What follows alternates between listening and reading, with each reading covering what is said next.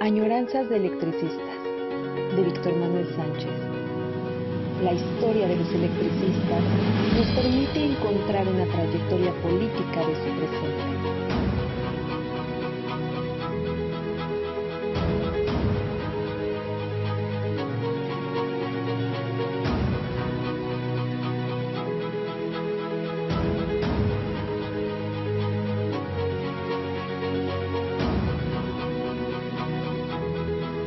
Comenzamos. Otro lunes de mayo, después de 8 días, como acostumbramos a hacerlo, estamos en un día después del Día del Maestro, que, que luego ya no sabe uno si lo festejan o no. Supongo que todos los festejos, todas las cosas que pasan son propiamente infantiles. O sea, el Día del Maestro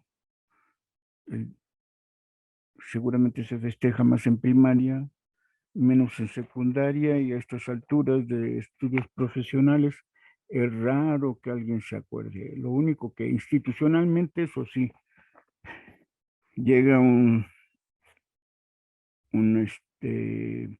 ¿cómo se diría? Una tarjetita del rector que dice que felicidades maestros. A veces otra carta de las autoridades de la facultad, de la directora, y en ocasiones, o creo que sí, eso sí acontece en todos lados, se hace una ceremonia donde se entregan a todos los maestros un reconocimiento. Cada 5 años de trabajo es ese reconocimiento. Se entregan unas monedas. Ahí debí haber traído las mías para que conocieran una. La próxima sesión les enseño una. Y un cartoncito donde te dicen que te reconocen por tus años cumplidos. Un cartoncito. Así más o menos, ¿no? Y cada 5 años, pues cada vez que te haces más antiguo, entonces ya 25 años, o eso sí, estoy cumpliendo yo 50 años de estar cumplí 50 años de estar en la Facultad de Ciencias Políticas. Efectivamente, suena ya más importante. En algunos casos, pues, también vas viendo que 5 años son muchos maestros, 10, 15, a partir del 25 empieza a disminuir, 30, 35, 40, ya 40 somos menos, 45 muchos menos, y 50 pocos. Si se cuentan a veces con los dedos de una mano, 2 máximo. Y pues sí, eso es el gran festejo. Suelen hacer esa ceremonia cuando se ponen muy elegantes, invitan a comer. Cuando no, simplemente en un auditorio nos citan y nos dan nuestra medalla que manda rectoría y nuestro diploma, reconocimiento, abrazos y aplausos. Punto. Obvio, pues si agradeces, mínimo vas sabiendo, no me he fijado, pero supongo que la medalla es de buen cobre. Al rato bueno, la próxima checo, es que bueno, no es tan difícil sacarlas, pero espero tenerlas y se las enseño. A la ceremonia de ahora, no, bueno, voy a ver el correo, no he recibido invitación. Si ya fue, pues ya me la perdí. En fin, la fecha de ayer, Día del Maestro, la mitad del mes de mayo, casi la mitad del año 2022, se nos ha ido muy rápido con estas añoranzas de electricistas. donde hemos dicho siempre, vamos comentando un suceso por cada añoranza, es muy poco, pero no nos da tiempo para más. Apenas vemos más o menos con calma un suceso y ahí vamos avanzando. La, la declaración de existencia, la convocatoria para el Comité Nacional de Defensa Proletaria es muy breve y la vez pasada el cronómetro se me pasó y alargué la charla. Y le dediqué, por cierto, más tiempo, lo reconozco, a la carta de Breñalvídez, donde expone sus características de cómo ve al Sindicato Mexicano de Electricistas y qué tareas vienen. Es 1935. Años después, pocos lo van a expulsar por discrepancias. Daban ganas de poner esa discrepancia que tuvo con sus compañeros y entonces resulta, curiosamente, resulta, y esto nunca se ha dicho, curiosamente resulta que hemos hablado del grupo de ingenieros que ocuparon la Secretaría General, que están en el cargo del comité ejecutivo en ese tiempo. Todavía en 35 es ejecutivo. A partir del 36 se va a llamar Comité Central. Bueno, justo se dividen. Hay una gran discrepancia a convocatoria del propio Cárdenas. Y como yo insistía, por ejemplo, en la independencia, en la autonomía del ESME para convocar al Comité Nacional de Defensa Proletaria, donde lo que había es una coincidencia de intereses, de voluntades políticas, para que ambos grupos, para que el gobierno que recién llegaba criticara y deslindara posiciones con Plutarco Elías Calles, y por su parte el movimiento obrero que se empezaba, sobre todo los sindicatos nacionales que empezaban a surgir, también se deslindan y atacan a Plutarco Elías Calles junto con Morones, porque él mismo empezó a decir que no debe haber huelgas en el panorama sociopolítico del país porque dañan, afectan el desarrollo económico. Entonces, ahí discrepan contra esa postura política de acabar los derechos de los trabajadores y la coincidencia de esa discrepancia lleva a una alianza del gobierno con el movimiento obrero. El movimiento obrero se organiza a través del Comité Nacional de Defensa Proletaria y coinciden en esta alianza que se va a dar, ¿no? En 1938, la convocatoria de Cárdenas a modificar la estructura del Partido Nacional Revolucionario para convertirlo en el Partido de la Revolución Mexicana crea al interior del sindicato una discrepancia.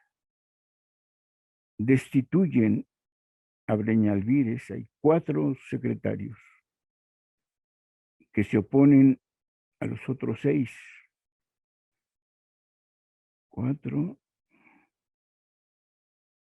sí, a los 5, porque eran 9 secretarios.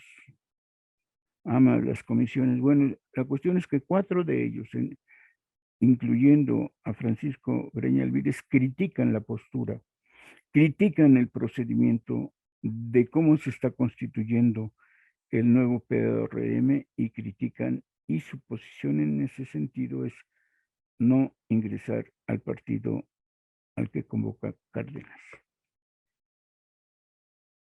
y también emite opiniones de cómo está funcionando el Comité Central y comenta esas discrepancias. Queda claro que,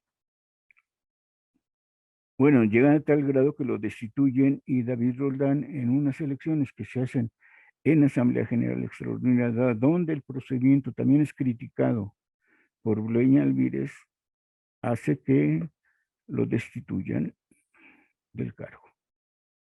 Y que en ese sentido critiquen, como él mismo va a decir, su libertad de expresión. Y antes de seguir, que este no es el tema, antes de seguir, si les pido a aquellos que conozcan la revista, que la tengan a la mano, la revista Lux de 1938, que vean el número de agosto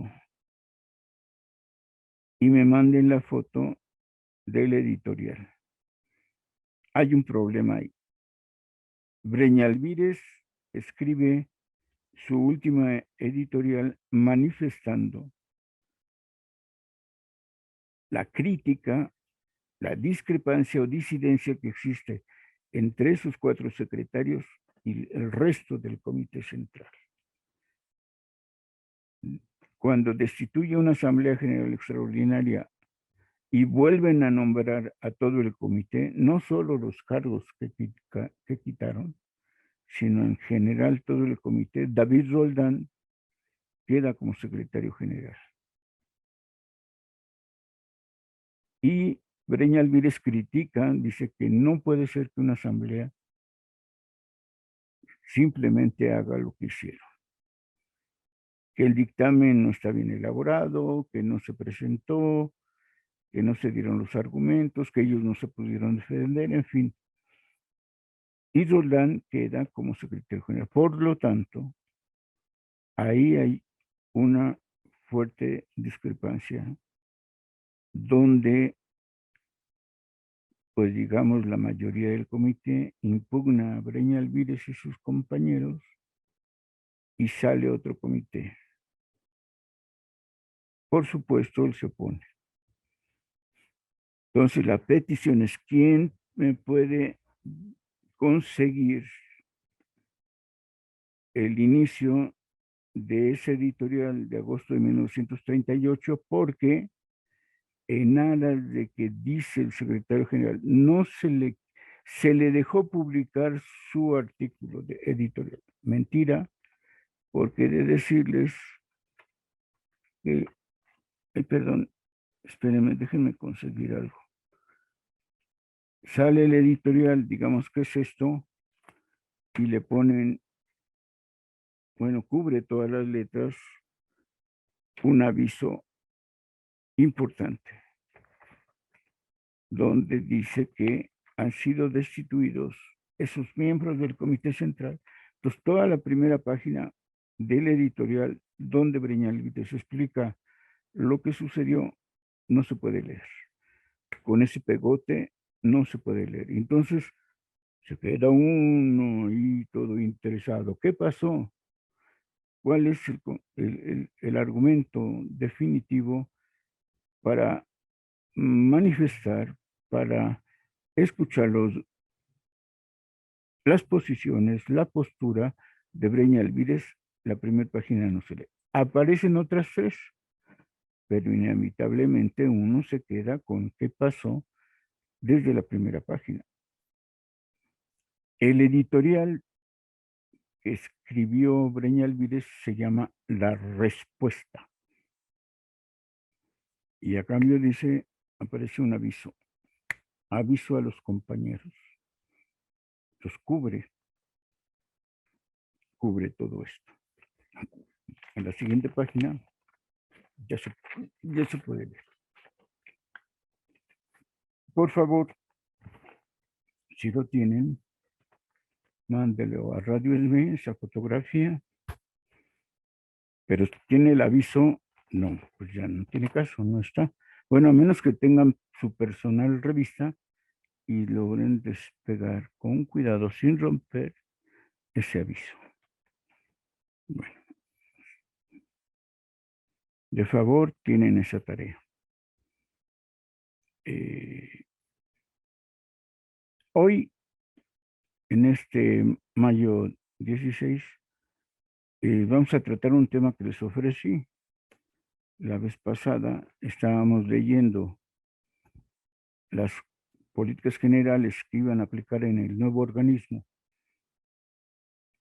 de Luz y Fuerza del Centro sobre la modernización y productividad y la flexibilidad necesaria para el nuevo organismo con el porcentaje, los puntos de productividad. Bueno, desarrollamos ese y yo traía los dos papeles y les decía si leíamos este o el otro. Como siempre, la riego. Antes que todo, agradezco a Radio ESME, al equipo de Radio ESME, que es muy trabajador, que permiten que estas añoranzas de electricistas les llegue a todos a ustedes y estén permanentemente para que consulten esta y las anteriores. Les invito a que vean la anterior porque está la carta de Breña Alvírez diciendo la problemática que tiene el ESME. Esa problemática, como diríamos, va a resolver, va a dar el contexto de por qué lo destituyen y lo expulsan. Entonces, el gran secretario general que todo mundo ha reconocido como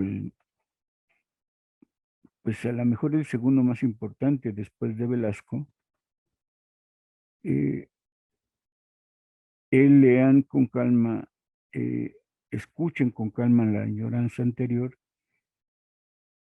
perdón, todo el tema, porque hicimos 3 programas, para que vean cuál es la problemática interior del sindicato y diciendo sobre todo que es la ideología. Somos en el ESME, dice, el más egoísta de todos los sindicatos.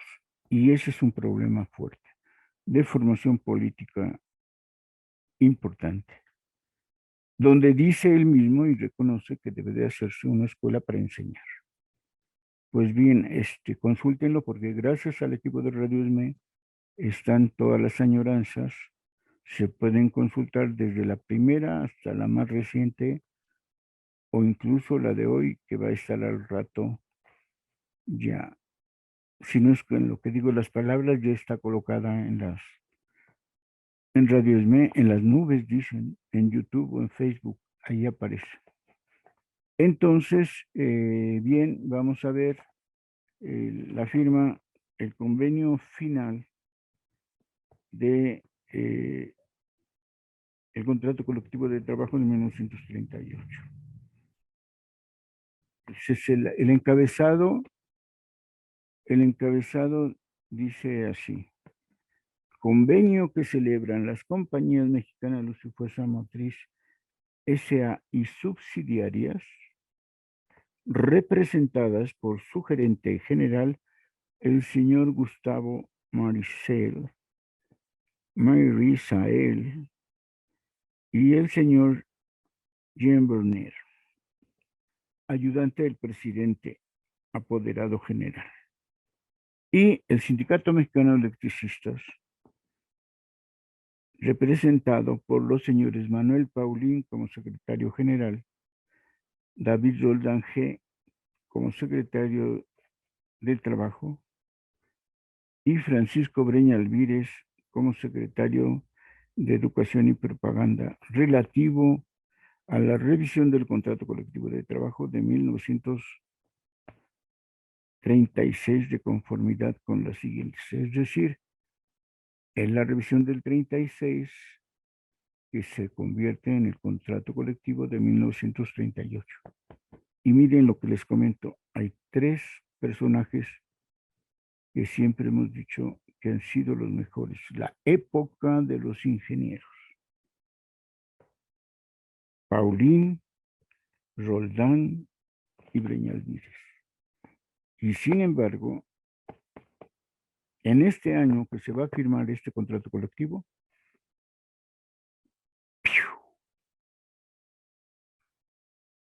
saltan chispas y la división entre esos queridos secretarios generales va a destruir, van contra uno de estos tres. Es la revisión de 1938. Y por eso es importante. Bien, antes de leer la primera cláusula, he de comentarles que en 1937, es decir, propiamente después de la gran huelga de 1936 y de obtener ese contrato colectivo, se enfrentó en 1937 muchas dificultades al ESME. Vamos a hablar de ese contexto, un año de conflictos fuertes, 1937.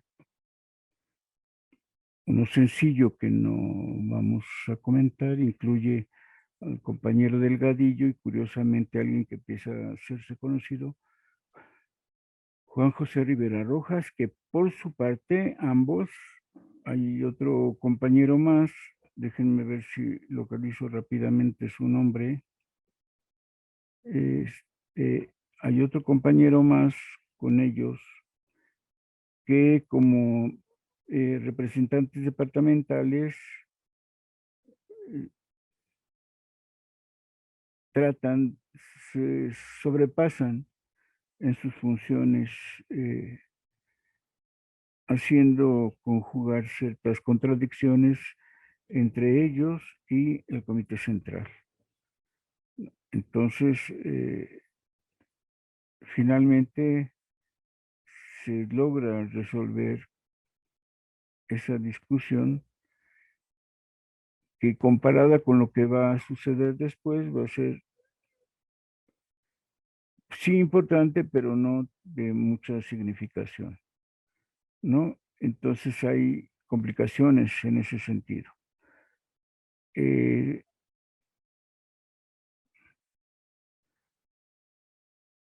Hay discusiones en torno al contrato colectivo de trabajo y se logra resolver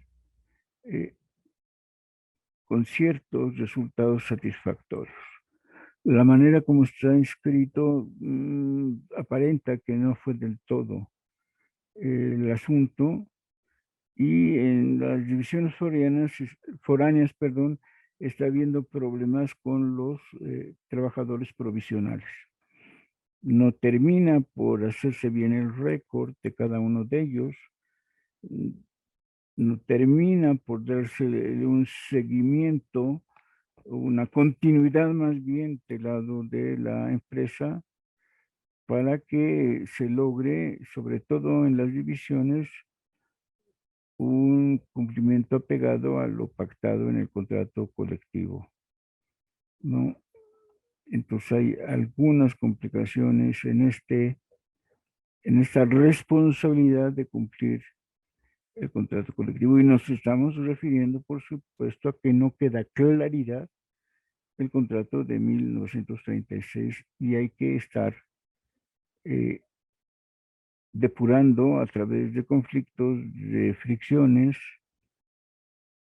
y que entonces es el gran problema que surge. El contrato colectivo de 1936 no fue estudiado de manera plena, completa y cabal por todos los representantes en las divisiones principalmente, y eso dificultaba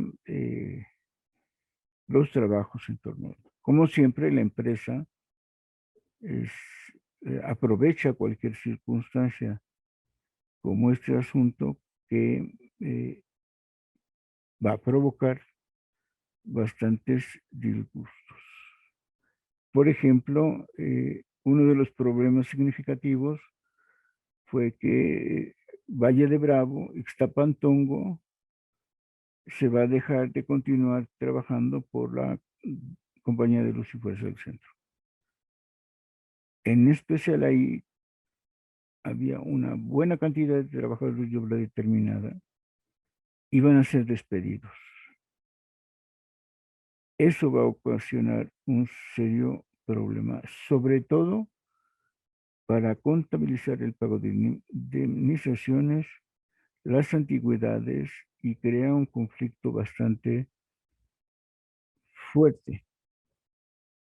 El desconocimiento cabal del contrato colectivo más la suspensión de las obras de Ixtapantongo, que finalmente se va a pasar la obra a la Comisión Federal de Electricidad, no quita que hubiera habido un convenio de tal manera que permanecieran esos trabajadores, se les diera continuidad y se procediera de otra manera.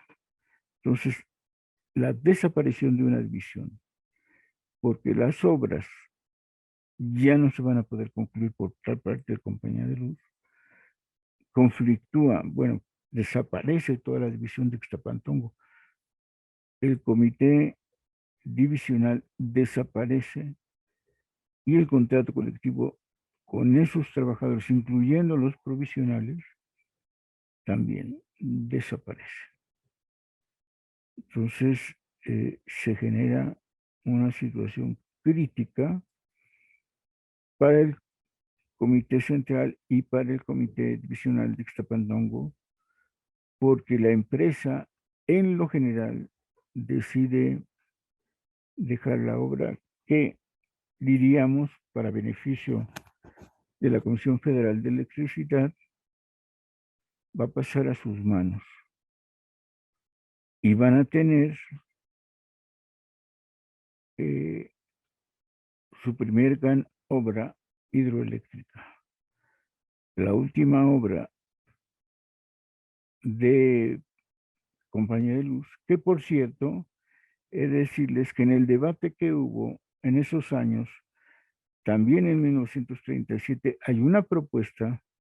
Les digo, es que es un año muy interesante que con calma veremos. Vamos a ver con calma esta propuesta que impulsa Francisco Breña Alvírez, diciendo que en la industria eléctrica, para el caso de la electrificación que pueda tener el gobierno, estamos hablando de 1937, que sin capitalistas puede existir la industria eléctrica. Y justo para demostrar su tesis, que el gobierno mexicano no requiere de capitalistas, sino que su propia obra, infraestructura que tiene con sus trabajadores, con sus instalaciones de máquinas, herramientas y tecnología, se puede avanzar. Propone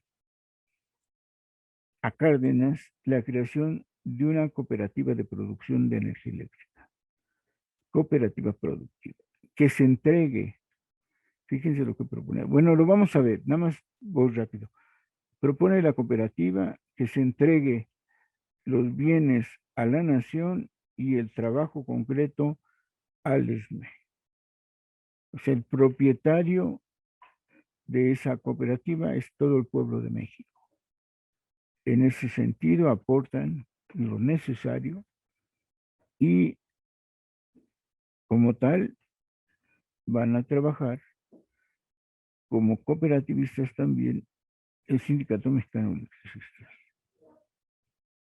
Argumentando esto, que es el presupuesto de la nación y no los capitalistas las que controlarían esa cooperativa de producción de energía eléctrica. Hay un debate en el periódico Universal entre un ingeniero y Breña Alvírez diciendo lo absurdo de la propuesta por parte de Padilla y lo justo de la demanda.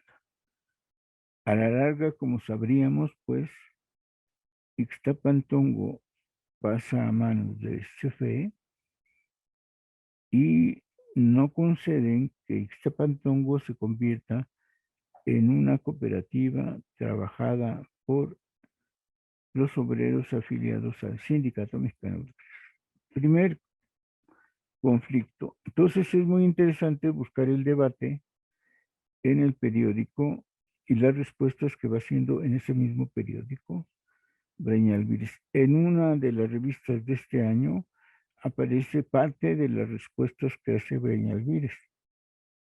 Pero bueno, dejamos esto. Un día de estos vamos a plantear la propuesta completa que hace Breña Alvírez para que Ixtapantongo se convierta en cooperativa con trabajadores, con el trabajo, no con el capital, con el trabajo del Sindicato Mexicano de Electricistas, que hubiera sido maravilloso. Es decir, el presupuesto de la nación como base del capital, que no de los capitalistas, y el trabajo de los afiliados al ESME. Entonces, ahí hay una. No hubo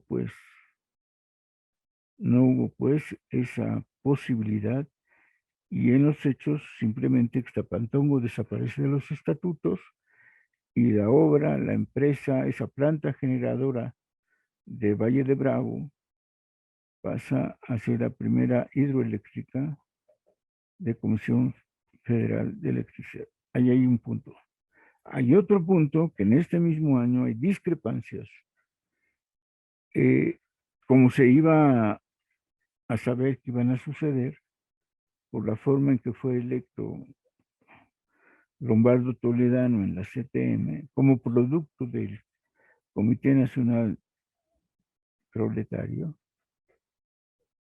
queda una CTM donde viene la oleada anticomunista y tratan de expulsar del seno de la CTM, bueno, no trata, expulsan del seno de la CTM a todos los comunistas, a todas las organizaciones de los comunistas, y eso se va a combatir por el... Argumentan que el secretario de organización de la CTM, llamado Fidel Velázquez, está procediendo de manera autoritaria e injusta sobre cierto tipo de problemas que se están dando.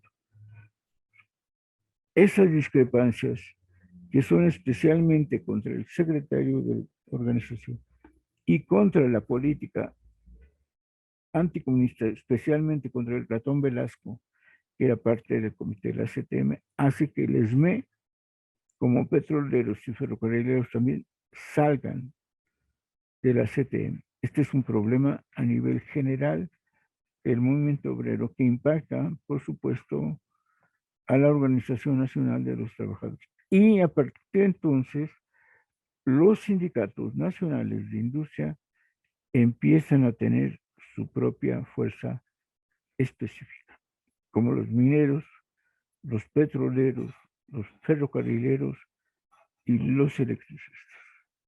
Los electricistas divididos en dos grandes grupos. Los de obreros trabajando para CFE no existían, no se sabía de ellos. En cambio, la Federación de Trabajadores de la Industria Eléctrica, dirigida por Rafael Galván, para ese entonces, y el ESME, le daban dinamismo, perspectiva política y posición a los electricistas. Cuando se habla de la fortaleza de los electricistas, no hablamos de los electricistas, no se habla, pues no es que yo no quiera hablar de ellos, simplemente no aparecen en el mapa político.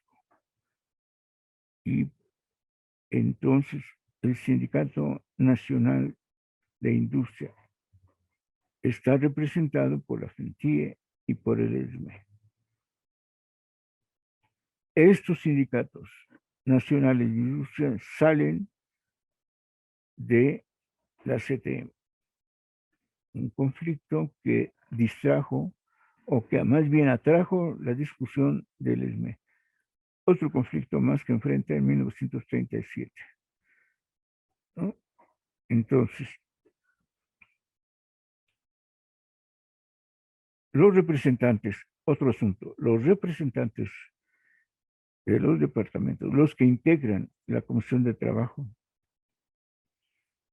empiezan a tener dificultades serias de aplicación mejor dicho, de interpretación y por tanto de aplicación del contrato colectivo. El gran contrato colectivo de 1936 no fue apropiado por todos los representantes y empezaban a trabajar para sacar provecho propio con la interpretación que ellos consideran, la responsabilidad para tener un conocimiento claro de los derechos y obligaciones de los trabajadores, propiamente no fue cubierto por los representantes de los departamentos. Y eso conflictó, provocó en los hechos una división interna en el SDM. El desconocimiento y la facilidad o capacidad para proponer, para avanzar en la concreción del contrato colectivo de 1936 fue demostrada durante todo el año de 1937. Por eso, y aquí viene la idea de leer la carta sobre la tarea del sindicato que presentamos en la anterior añoranza. Entonces, no fue posible que actuara unificadamente el sindicato y en esa aplicación de las distintas cláusulas residió ese egoísmo del que va a llamar la atención Breña Alvírez y esas actuaciones e impedimentos de que se pudiera trabajar con ese contrato colectivo de la mejor manera posible. Entonces, aunque el ESME participa en los conflictos de los choferes, en el conflicto de los maestros y en el conflicto de los electricistas particulares, más en el conflicto propio contra la CTM,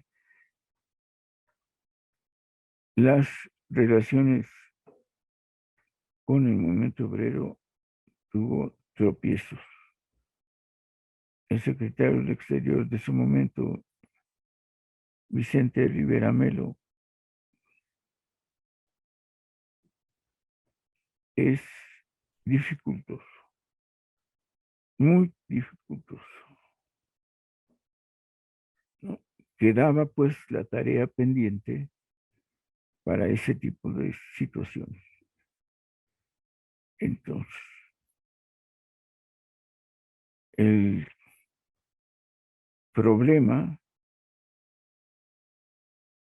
en general es que el nuevo contrato colectivo, el fabuloso contrato colectivo de 1936, fue muy difícil, porque la mayoría desconocía la interpretación adecuada de varias de sus cláusulas. En ese sentido, podríamos decir que no se pudo aplicar del todo el contrato colectivo de 1936, como dicen en ese momento, por la incapacidad egoísta de los representantes departamentales. Yo diría o le agregaría, como dice Bereña Alvírez, la ausencia de una escuela de cuadros políticos sindicales va a actuar en contra de la posibilidad de concretar ese contrato colectivo de 1936. Ahora,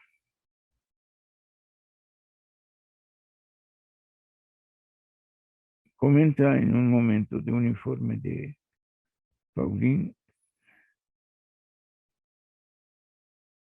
que el sindicato reconoce necesaria, fíjense lo que va a decir, la depuración de la dirección del Movimiento Obrero Nacional, pues nos hemos visto desgraciadamente abandonados en dicha tarea. No se han conseguido los objetivos en concreto porque hay división en el comité. Hay una lucha interior, estimándose que la conciencia de clase de la gran mayoría de los agremiados y los representantes no ha mejorado. Y en ese caso, la Comisión Autónoma de Justicia ha tenido muchos asuntos independientes, desde el egoísmo, etc. Por ejemplo, como decíamos, el conflicto que se tiene con Juan José Rivera Rojas y Alfredo den Delgadillo provoca que a este último se le expulse por excederse en sus derechos como representante. Este conflicto interno le llevó un poco de tiempo y sobre todo la crispación que se tiene al interior del Sindicato Mexicano de Electricistas. El otro gran problema que hubo, que ya lo mencionamos un poco, es el que hubo porque se trata de reducir las clases que se imparten en la escuela hasta en tanto no se acabe el nuevo edificio sindical. Eso que parece sencillo, que uno diría es posible aceptar, causó una de las primeras cuestiones donde el secretario de Educación y Propaganda, llamado Francisco Breña Alvírez, tiene sus primeros conflictos con el secretario general, al no aceptar que se suspendieran clases, algunas de ellas, y entonces fue un problema fuerte, ¿no? Al interior de la CTM, como hemos dicho, fue abandonada a su suerte la postura del ESME, insisto, pareciera que no afectaba tanto al interior, pero de la misma manera sí sucedió ese tipo de asuntos. Y de alguna manera se resiente sobre todo en la medida que se dificulta el asunto de la aplicación del contrato colectivo al interior.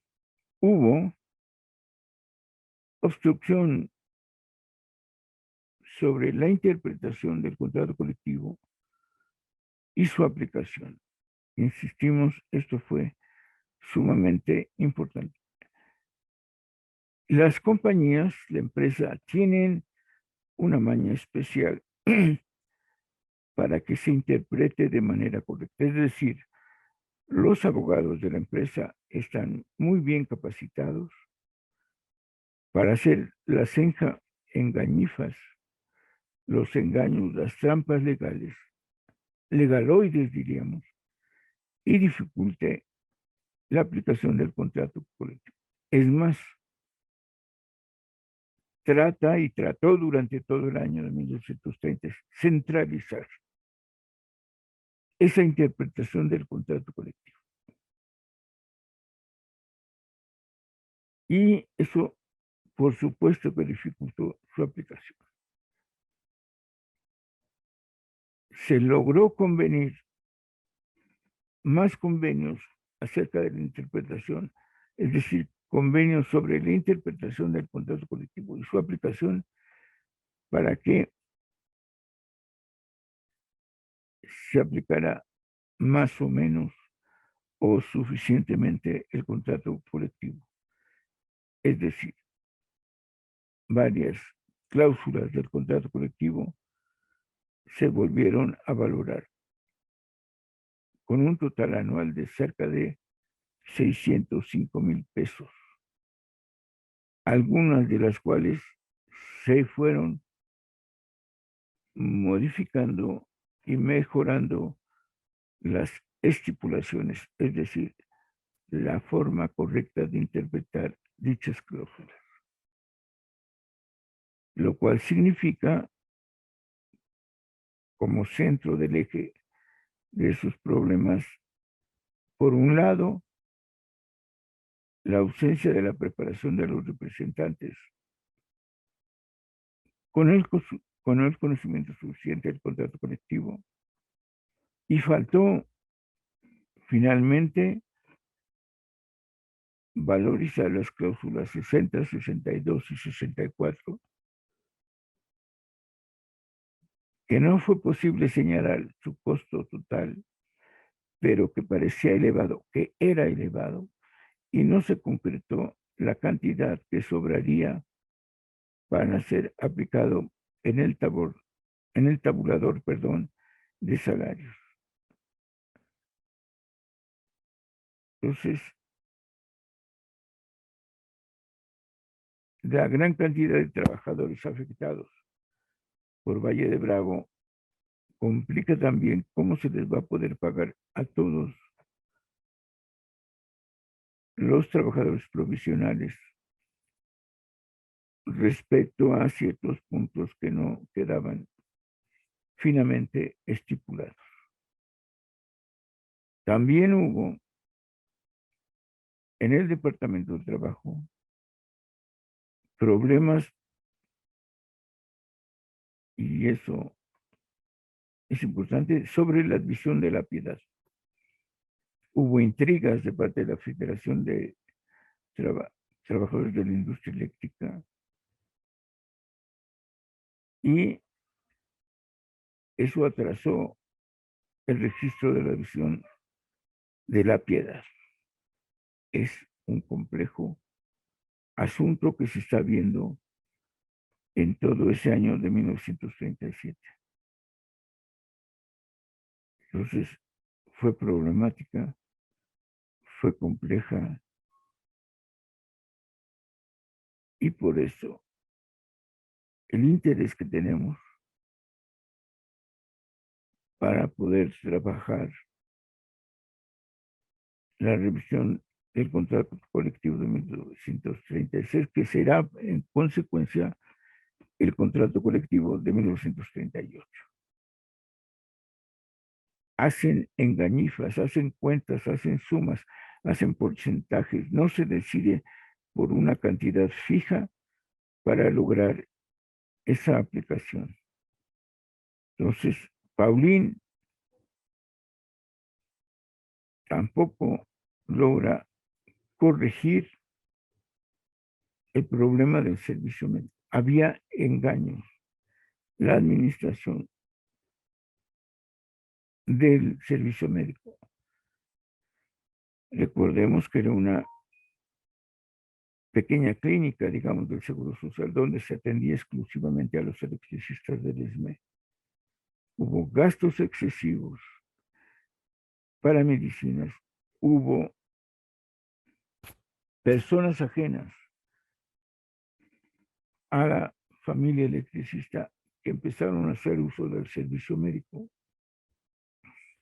y que ameritaban una revisión a fondo tanto de la política propiamente médica como de la política económica que el servicio médico estaba,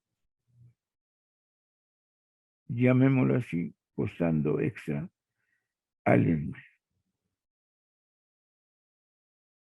Y eso tenía que procurarse limpiar, ordenar con justicia, de tal manera que no fuera una carga para el sindicato.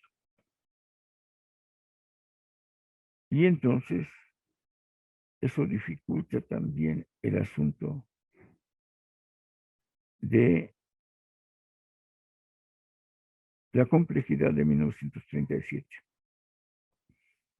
Se estaba perdiendo la fraternidad, la solidaridad, la conciencia más bien sindicalista, la conciencia de clase de los electricistas. Finalmente,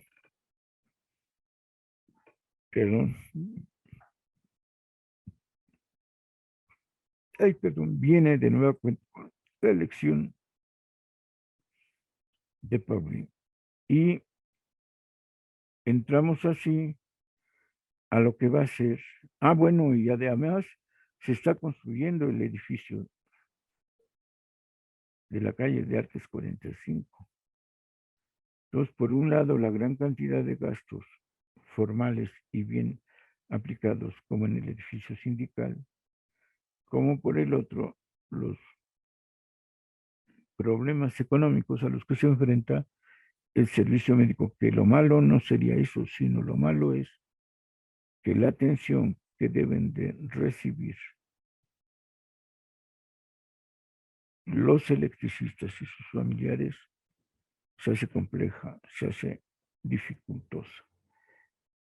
Entramos pues de lleno a este convenio que ya dijimos cómo aparece firmado, entre quienes son, y la complicación que finalmente resulta con el contrato de 1936. Pues bien, el convenio que se firma dice en su primera cláusula. Primera, las compañías convienen en aumentar los salarios de nómina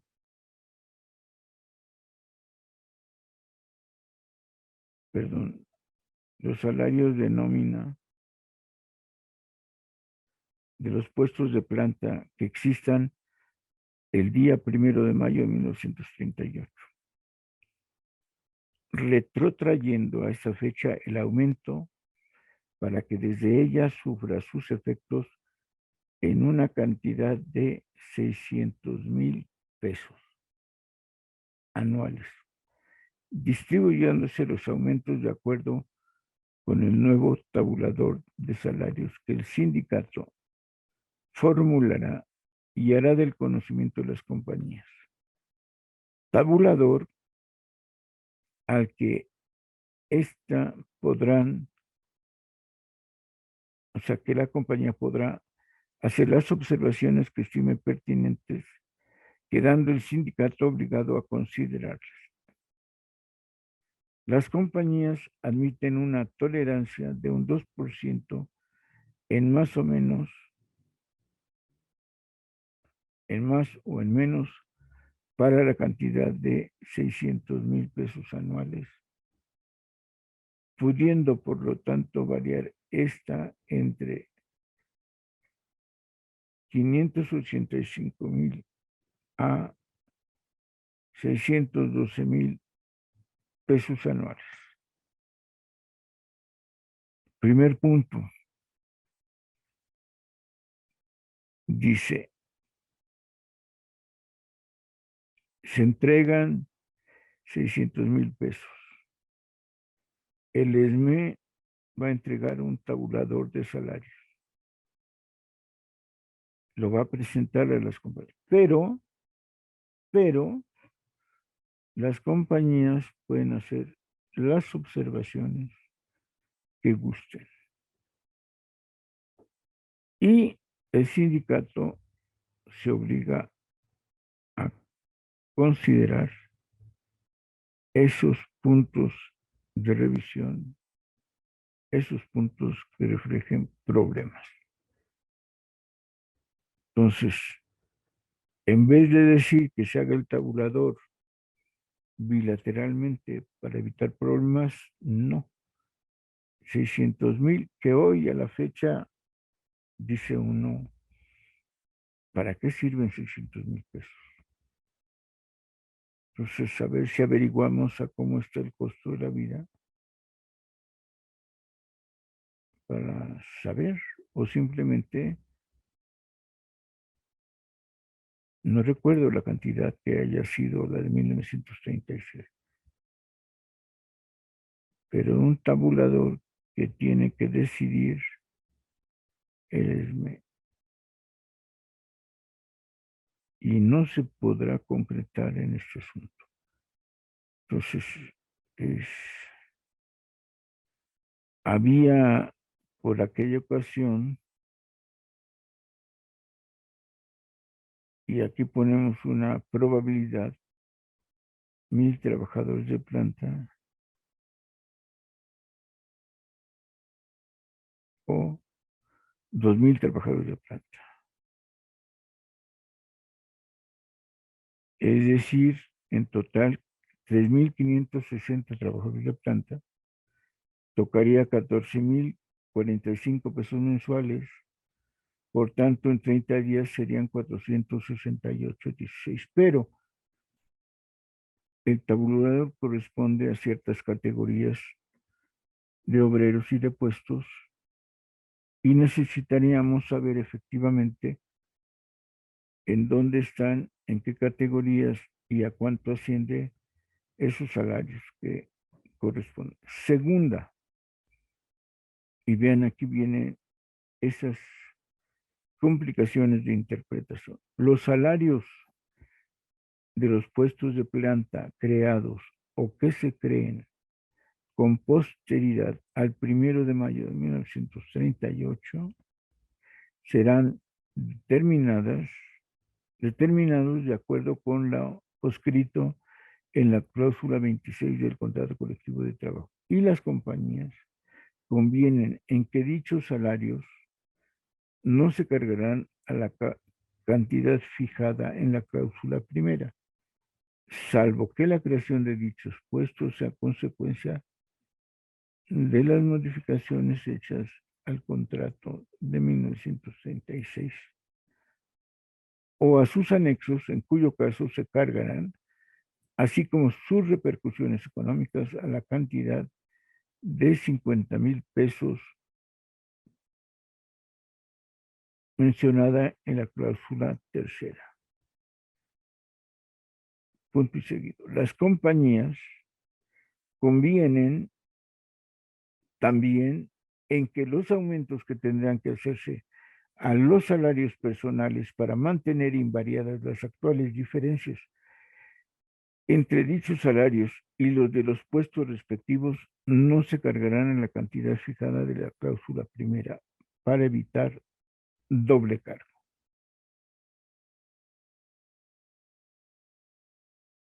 Entonces, nos pone a trabajar un extra, nos pone a que chequemos cuáles son los nuevos puestos que sí o que no se cargan a los 600,000 o que en todo caso se va a tener una constante de 50,000 pesos para checar esos movimientos que se otorgan a los puestos de planta, solo a los nuevos puestos de planta. Entonces se está firmando en mayo y el contrato colectivo se firmaba justamente a partir del 1 de mayo. Entonces, ¿qué sucedería en este caso? ¿Cómo es posible que se tenga una cantidad fija de 50,000 pesos para que se arme el tabulador de salarios? Y es llamativo que diga los salarios personales. Entonces, uno reclama o no reclama, uno ve las diferencias o ve los puestos respectivos. Tercera, que la mencionan en la segunda.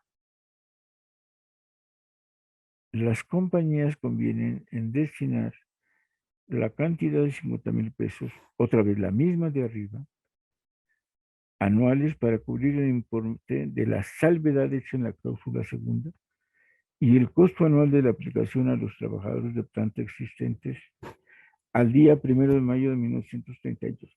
Aquí yo noto, una de dos. Nos están repitiendo la segunda o nos están confundiendo con esta tercera y la segunda antes dicha.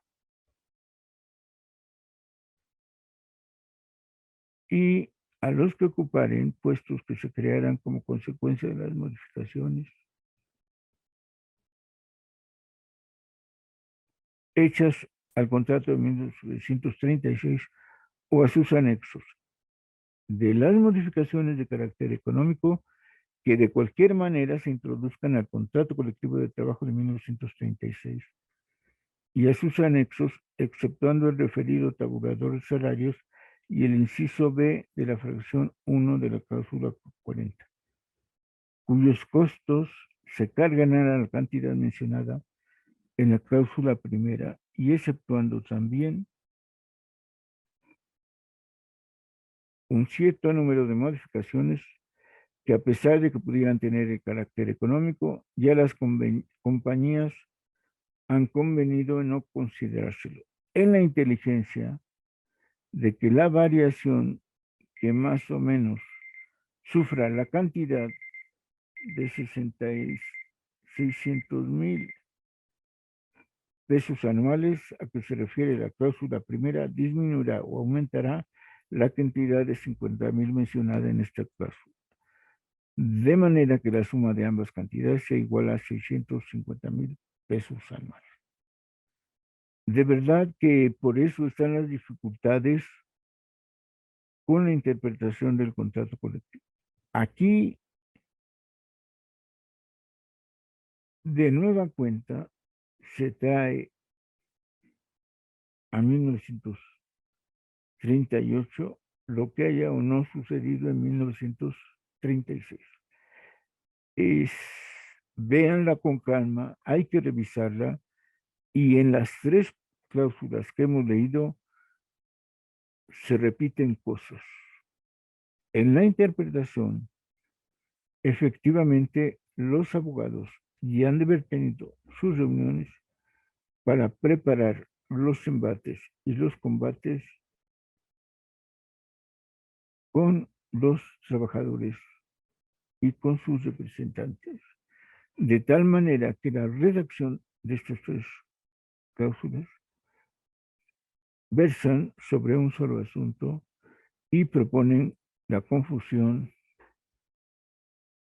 para los representantes e incluso para la gente del comité.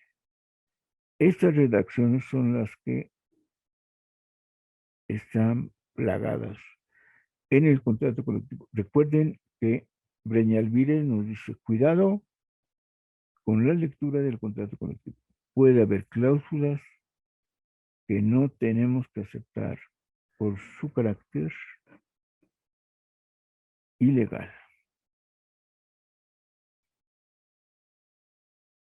Yo creo efectivamente que de esa manera el bufete de abogados de la empresa se prepara para confundir, para no aplicar. Bueno, por lo pronto se nos acabó esta añoranza.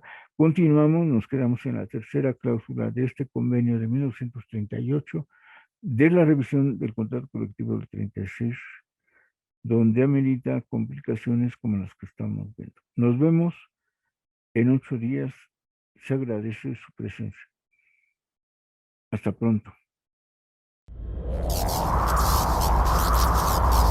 Síguenos a través de www.radiosme.org.